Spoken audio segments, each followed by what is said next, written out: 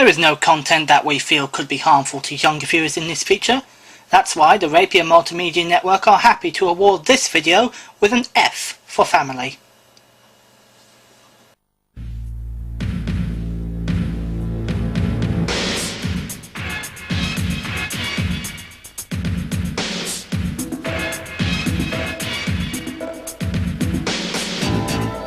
My name is Jo Edmonds. I'm a primary school teacher from Wakefield in Yorkshire.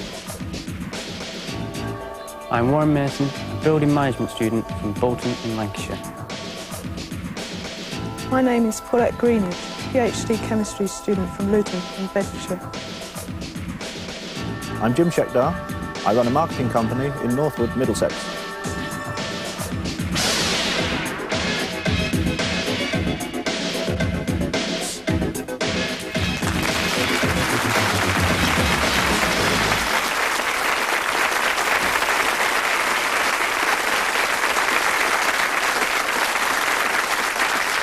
Good evening and welcome to the Krypton Factor. Last week we found our first grand finalist of the series with the exciting climax to Group A. Tonight we begin the search to fill another of those 4 grand final places with the first heat in Group B. Ahead lie 6 of the toughest rounds designed to test a range of mental and physical abilities. And this year with a double incentive: the thrill of going to California to tackle a simulated landing of the American space shuttle, which only our 4 grand finalists will undertake, and the glory of lifting the Krypton trophy to become United Kingdom Superperson 1989. Right, let's get this heat underway by wishing our 4 new challengers, Jo Edmonds, Warren Mason, Paulette Greenidge and Jim Scheckter, the very best of luck. And contestants, headphones on please now to cut out any distraction. And here we go then with round 1, mental agility.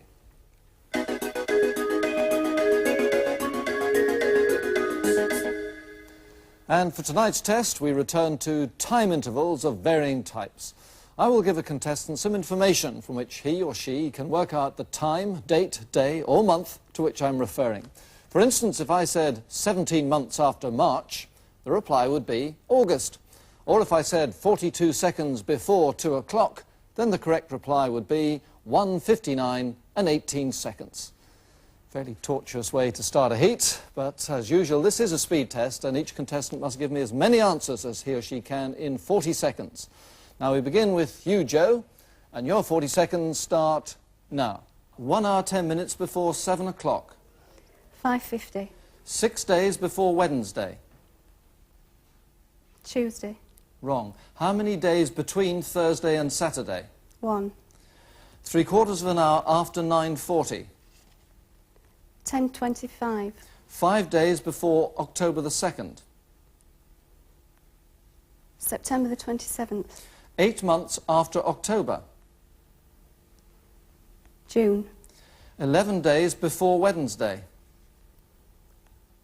Saturday. 1 week before April the 6th.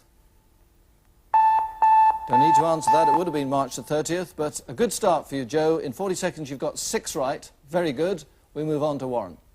Your 40 seconds start now. 2 hours 40 minutes before 5 o'clock. 2:20. The number of days between Friday and the next Wednesday. 4. 5 days before Friday. Sunday. 9 months after July. April. 1/4 of an hour after 4:50. 5:05. 4 days before January the 3rd. December the 30th. 1 week before July the 4th. June the 27th. 13 days before Monday. Tuesday. 7 months before March. Don't need to answer that, would have been August, but great start, Warren. In 40 seconds you've got 8 right. Congratulations. And we shall move straight on now to Paulette. Stand by. Your 40 seconds start now. How many days between Tuesday and Sunday? 4. 8 days before Wednesday. Monday. Wrong. 1 hour 30 minutes before 11 o'clock. 9:30. 3 days before September the 1st. August 29th. 3/4 of an hour after 8:40. 9:25. 7 months after August. March. 12 days before Thursday. Well, don't have to answer it. Would have been Saturday, and good start for you. In 40 seconds, you've got 5 right. Well done, Paulette.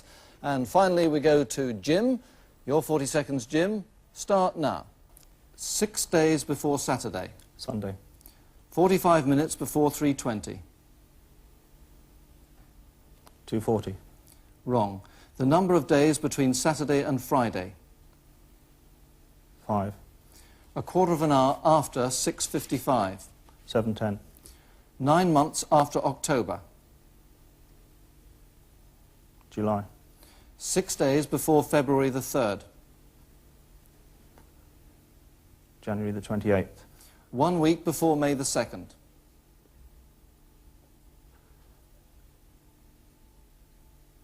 April the 26th.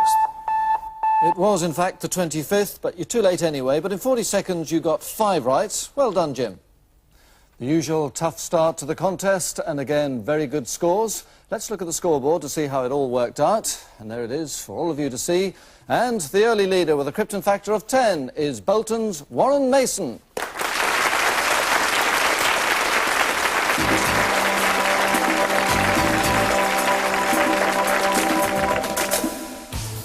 Round 2, where the exciting challenge is to land Britain's supersonic airliner Concorde.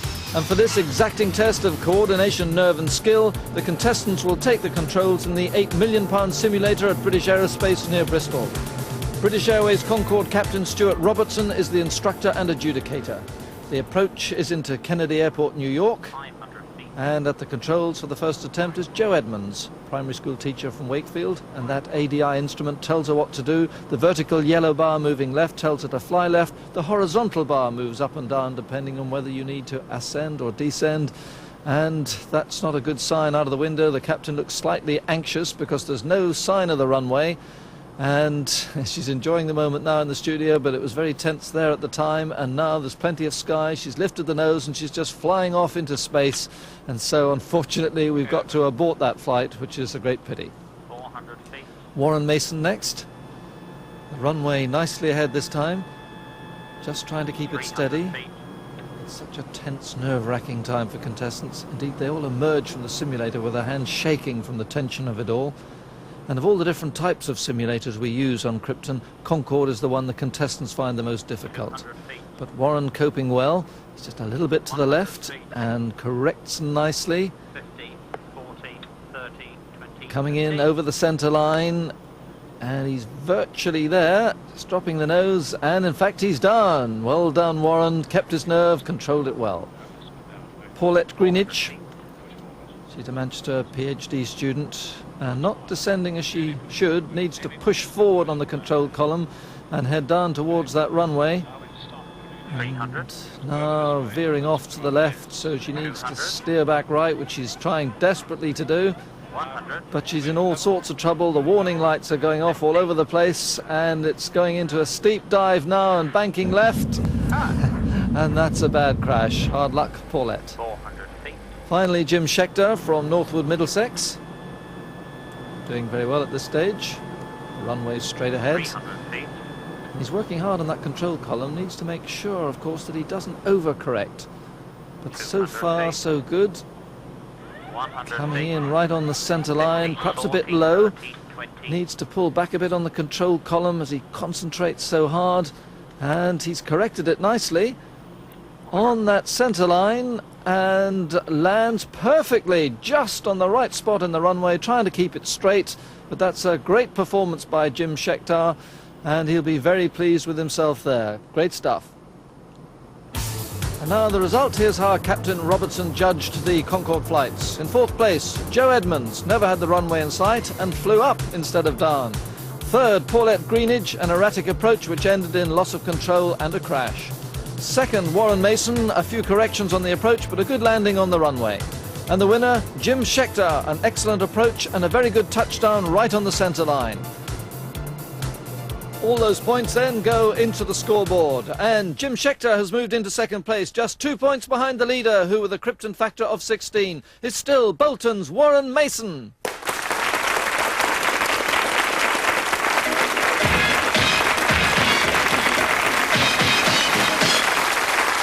Our new style observation round now, which measures how much visual and verbal detail registers in your mind when you see some action.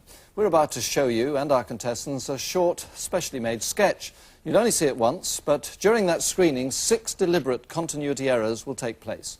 They will be in what you see or in what you hear, the way things are done, and in how we handle important and specific information. So, turn to your screens now, please, contestants. Concentrate very hard as we watch this specially shot thriller.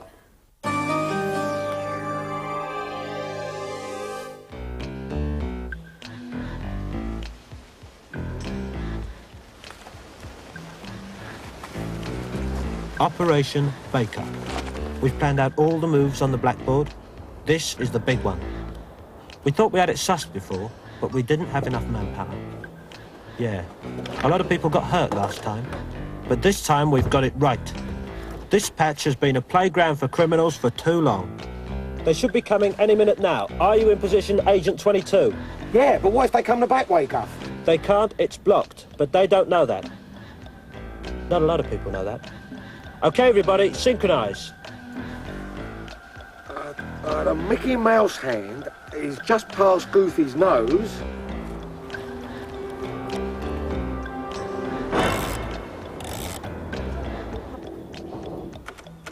Oh, no!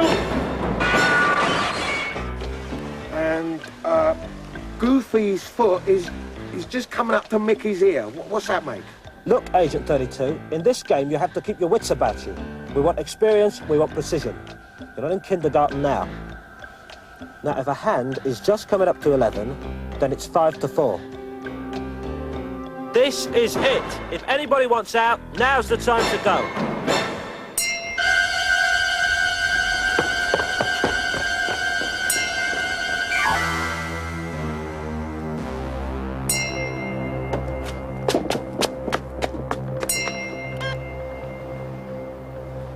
I suppose I always knew that in the end, it'd be down to me when it came to tackling the big boys. It's going to be quite a morning.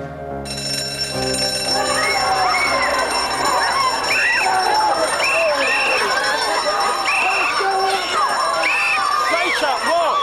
Franklin, detention tomorrow. Simpkins, leave him alone, he's only a first year. You win some, you lose some. Not a lot of people know that. Carter! That's the lot. Turn to the front now, please, contestants. And will you start to write down what you think the 6 continuity errors were? And that will take a few moments, so let me now thank Steve Coogan, who's probably still battling it out in that playground. And if you'd like to check your own answers to that sketch, well, here come all 6 changes. Number 1 was the agent's number. Are you in position, Agent 22? But it wasn't Agent 22 later on. Look, Agent 32, for this game you need to keep your wits about you.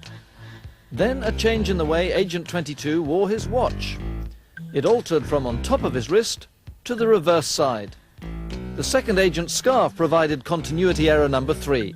It disappeared after the opening of the sketch. Then a props difference. Michael Caine's walkie-talkie changed from a very large one to a much more compact version.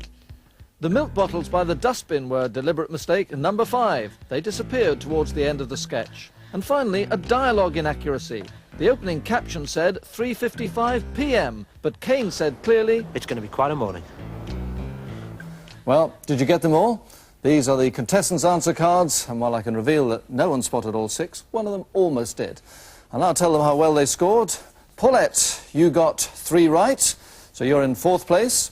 Joe, you got 4 right, and Warren, you also got 4 right, so the 2 of you share 2nd place. But Jim did best of all, getting 5 and winning the round. And we shall immediately enter those points into the scoreboard. And, well, that has truly helped Jim, because the brand new leader now with a Krypton factor of 24 is the man from Northwood, Middlesex, Jim Schechter.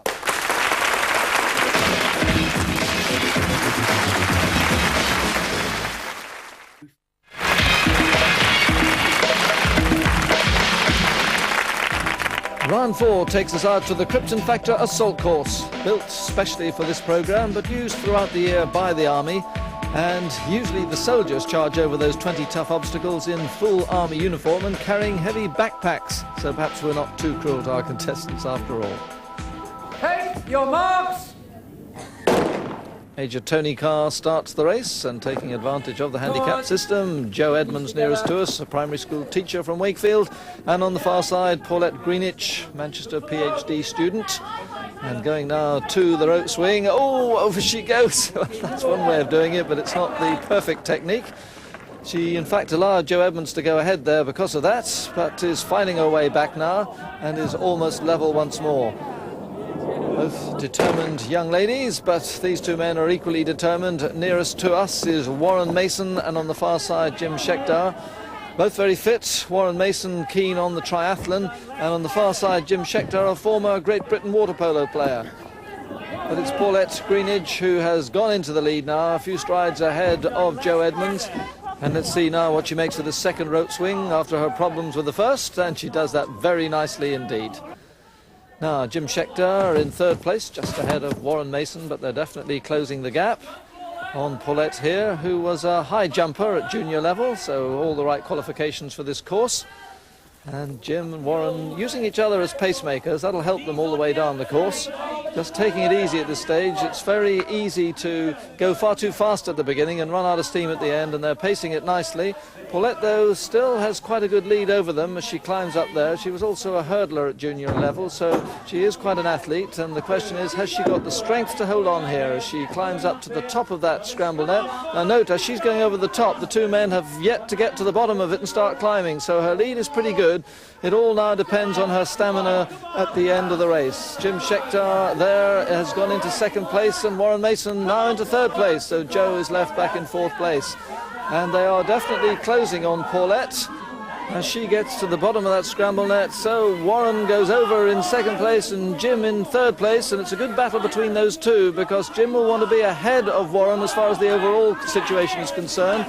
Through the water now for Paulette, and you can see she's tiring, hardly the strength to get up that inverted V, whereas look at this man, Warren, he's really opening out now. He's obviously paced this race beautifully and he's left a lot for the finish, and he's going up now into the lead, I would say. In a couple more strides he'll be ahead as Joe goes to the second of the water jump, still hanging in there, and Warren is in the lead ahead of Paulette, and that's a nasty mistake by Joe. She's down in the water, but she picks herself up. She's not injured, but it's a bit of a shock for her as Warren comes down the aerial slide, just thinking now about his landing, about how he's going to place those feet as he hits the water. Up go the knees, and that's perfectly done. He's really finishing so strongly here, and Paulette hits the water in second place. Not such a good landing because in fact she pitched forward at the end of it, so she's going to fight it out with Jim Scheckter for second place, because I doubt whether they can catch Warren Mason. Paulette well ahead now of Jim in second place, is having difficulty getting his hands out of the safety straps, but here comes the winner, Warren Mason, judged the whole race magnificently and gets 10 well-earned points. And now who's going to get second place? Jim is back in there. His strength is beginning to show under that net.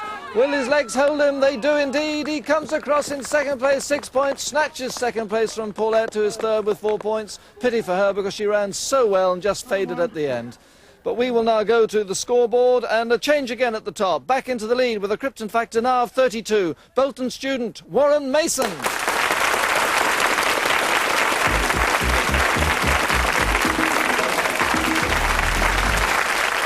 Well, 2 rounds to go and a real seesaw battle developing in the lead there. This is the intelligence round featuring a 2-dimensional logic puzzle. In front of each of our contestants is a light box and a number of sections displaying parts of a compass. Their task is to arrange those sections in the frame so that they form the face of a compass. And finally, put in place the needle, which must point due north. Are you all ready, contestants? The test starts now. These are logic puzzles, and the logical start is to build from the bottom up so that all the sections are supported. And Warren's onto that right away, the S for south in place, but wrong with the southeast section, should be on the other side. Yeah, Jim's got his southwest in the right position. That's good, but Paulette here starting from the top, which means she's got to hold on to the pieces with one hand, and that could be difficult. Joe Edmonds in third place going into the round, desperately needing to do well here, and that's pretty good. Warren corrected his southeast mistake now. Of course, it's easy to make those mistakes because looking down on that compass, you've actually got to reverse everything in your mind. Jim, not as good as it looks. A couple of errors there. He's got some west sections on the east side, so he's trying to sort that out now. Paulette. Well, she's really struggling, I'm afraid. Still working from the top down, and, well, really she's got a long way to go, an awful lot of work to do. Which is a pity, because she does need some high points here. But this looks good. Joe Edmonds, only a couple of pieces left to slot in. That's one of them. And there's the other one. Now, just the needle, which must point due north. And there it is. 10 points. Great performance and a winning smile if ever there was one. Jim still trying to sort out those problems, although he's nearly there now. But he's not going to beat Warren Mason, who finishes in second place and gets 6 points. Well done. Still checking it, but it's right. And Jim Schechter is in third place with 4 points. Well, that's what could be described as a magnetic performance by Jo. She gets the maximum points, takes her back into contention, as we'll see when we go to the scoreboard and check on the leadership. And in fact, he has increased his lead to 4 points now. With a Krypton factor of 38, it's Bolton's Warren Mason.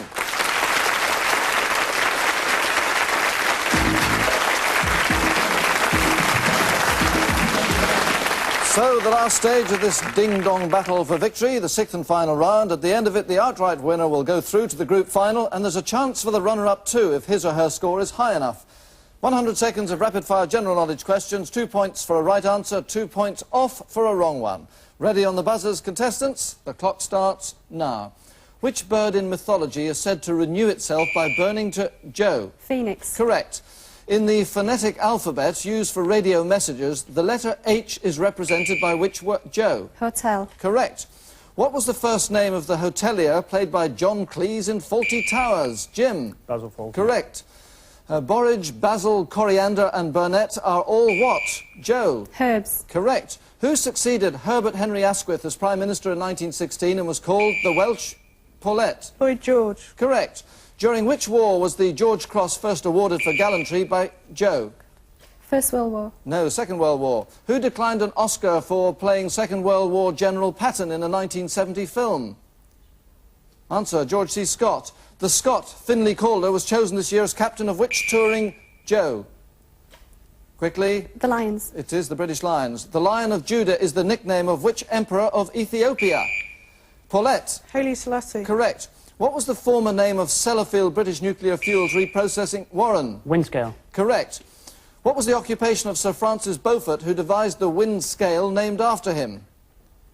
The answer is Admiral. Who wrote the plays The Admirable Crichton, Mary Rose and Peter Pan? Warren? J.M. Barrie. Correct. Which barrier was officially opened in May 1980? Paulette? Thames. Correct. In The Tempest, who is the father of Miranda and rightful Duke of Milan? Answer is Prospero. Which area of the Yukon became suddenly prosperous in 1896 after... Jim? Alaska. No, the Klondike. Which dike or earthwork? That's it. The end of the round, the end of the contest. The winner tonight with a Krypton factor of 42. The student from Bolton, Warren Mason.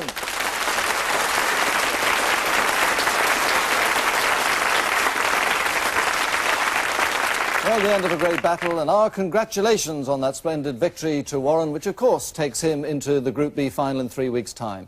And Jim has set the standard for the best runner-up place in that final. He'll be there unless that score of 34 is beaten in the next 2 weeks. From all the contestants here, and from me, good night.